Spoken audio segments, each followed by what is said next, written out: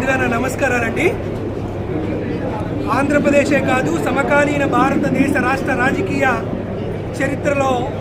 వైఎస్ఆర్ కాంగ్రెస్ పార్టీకి జగన్మోహన్ రెడ్డి గారికి ఖచ్చితంగా ఒక సువర్ణ అధ్యాయం ఎప్పుడో లిఖించాడు. ఒక వ్యక్తిగా, ఒక వ్యవస్థగా, ఒక శక్తిగా కేవలం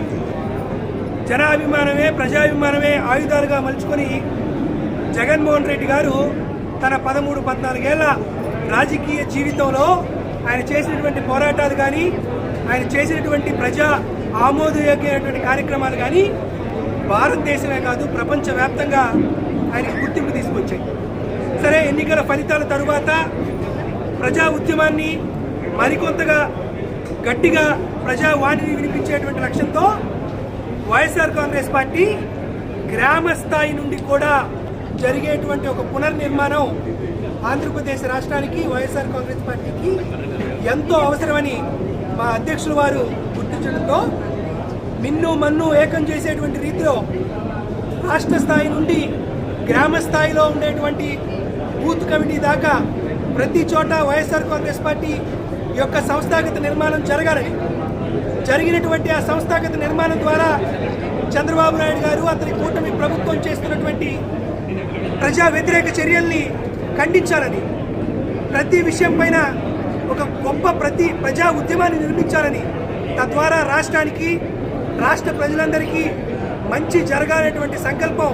వైఎస్ఆర్ కాంగ్రెస్ పార్టీ శ్రేణులు, సైనికుల ద్వారా జరగాలనేటువంటి ఒక కార్యక్రమానికి జగన్మోహన్ రెడ్డి గారు నడుం బిగించారు. ఆ మహోన్నతమైనటువంటి కార్యక్రమం అనేది రాష్ట్ర స్థాయి నుండి ఈరోజు అంబేద్కర్ కోనసీమ జిల్లా దాకా చేరింది. ఈరోజు జిల్లా స్థాయిలో జరిగినటువంటి ఈ సంస్థాగత సమావేశంలోనే నియోజకవర్గంలో జరిగేటువంటి సమావేశం, తద్వారా ప్రతి గ్రామాల్లో కూడా ప్రజాస్వామ్య పద్ధతిలో ప్రజల నుండి, కార్యకర్తల నుండి వారి అభిప్రాయాల మేరకు నిర్మాణం జరగాలని జగన్మోహన్ రెడ్డి గారి సంకల్పాన్ని, లక్ష్యాన్ని మేమందరం కలిసి పనిచేయడానికి జిల్లాలో ఉన్నటువంటి అందరూ నాయకులు, ముఖ్యంగా రాజ్యసభ సభ్యులైనటువంటి బోస్ గారు కానీ, పరిశీలకులైనటువంటి విజయలక్ష్మి గారు కానీ, యువజన విభాగ అధ్యక్షులైనటువంటి జక్కంపూడి రాజా గారు కానీ, ఇక్కడ ఉన్నటువంటి అధ్యక్షులు నిర్వహించుకున్నాం. సో ఈ వేదిక ద్వారా అందరికీ విజ్ఞప్తి చేస్తుంది కూడా ఒకటే, వైఎస్ఆర్ కాంగ్రెస్ పార్టీ శ్రేణులందరూ జరిగేటువంటి ఈ మహాయజ్ఞంలో పాలుపంచుకోవాలని, తద్వారా రాబోయే స్థానిక సంస్థల ఎన్నికలైనా లేకపోతే తొందరలో వచ్చేటువంటి జనరల్ ఎలక్షన్స్లో కానీ